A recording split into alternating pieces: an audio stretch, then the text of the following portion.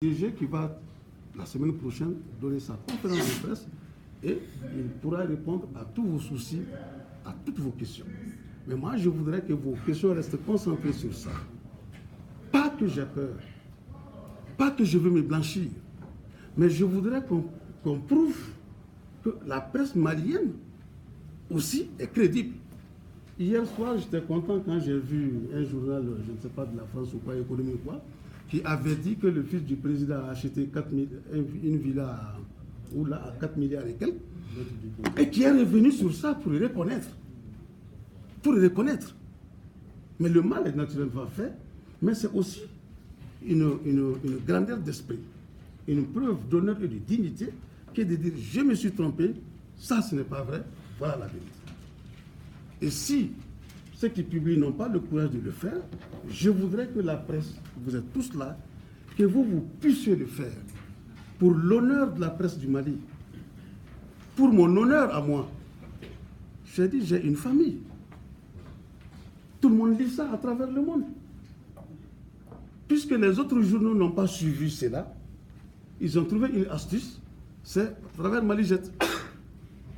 Chaque fois qu'il faut, quelle est leur entrée et leur sortie sur Malijet, moi je ne sais pas, mais on publie.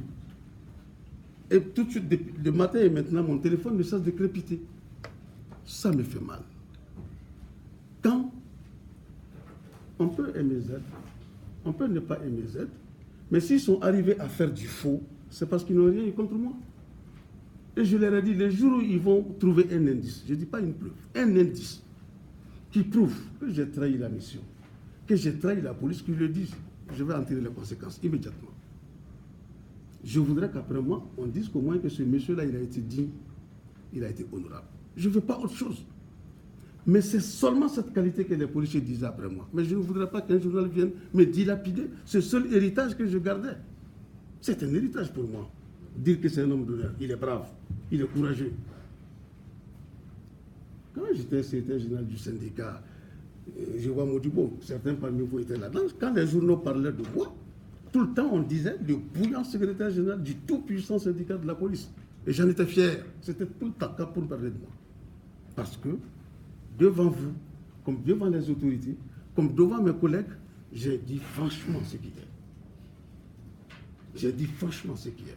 Donc c'est pour vous donner ces éléments d'appréciation, pour que le monde entier puisse savoir franchement ce qui se passe.